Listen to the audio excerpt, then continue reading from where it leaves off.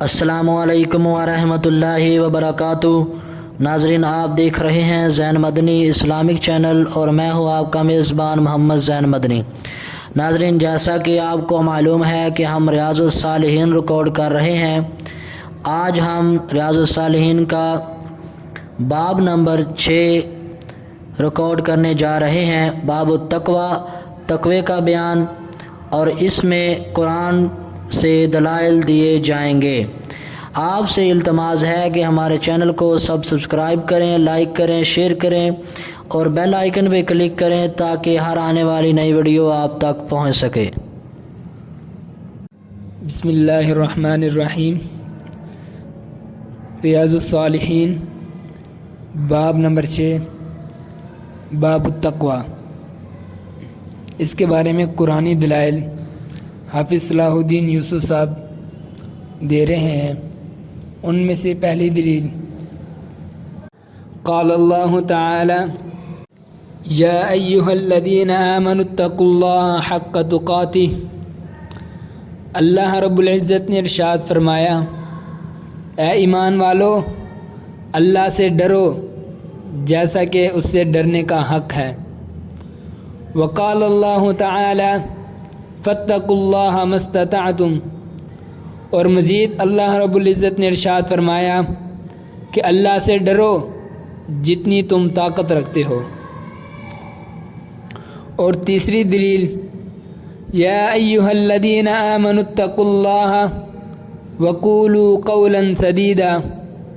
اللہ رب العزت نے ارشاد فرمایا، اے ایمان والو، اللہ سے ڈرو اور سیدھی سیدھی بات کہو۔ اور پھر فرمایا، وَمَن يَتَّقِ اللَّهَ يَجْعَل لَّهُ مَخْرَجًا وَيَرْزُقْهُ مِنْ حَيْثُ لَا يَحْتَسِبُ۔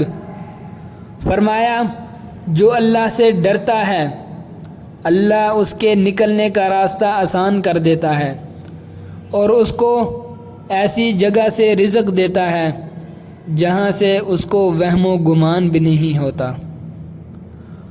اور پھر فرمایا، ان تتقوا اللہ یجعل لکم فرقانا ویکفر عنکم سیئاتکم ویغفر لکم واللہ ذو الفضل العظیم، کہ اگر تم اللہ سے ڈرو گے تو وہ تمہیں حق و باطل کے درمیان فرق کرنے والی بصیرت عطا فرما دے گا اور تم سے تمام برائیاں دور کر دے گا اور تمہیں بخش بھی دے گا، اور اللہ رب العزت بڑے فضل والا ہے۔ فائدہ آیات، تقوی وقایتن سے ماخوذ ہے، اور وقایا ایسی چیز کو کہا جاتا ہے جس سے سر کو ڈھانپا جاتا ہے۔ چنانچہ ہر وہ احتیاط اور رویہ وقایا ہے جس کے ذریعے سے ان چیزوں سے بچنا مقصود ہو جو نقصان پہنچا سکتی ہیں۔ تقاتن بھی اس کے ہم معنی ہے۔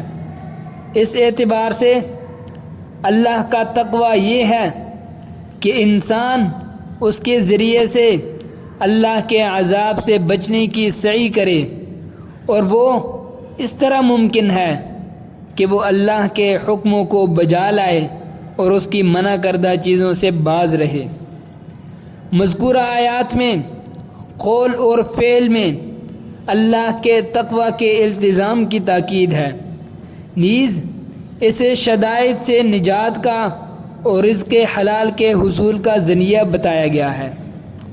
علاوہ ازیں تقوی سے دل اور دماغ میں ایسی نورانیت پیدا ہو جاتی ہے جس سے حق اور باطل کو پہچاننا اور اس کے درمیان فرق اور تمیز کرنا آسان ہو جاتا ہے۔ وما توفیقنا الا باللہ۔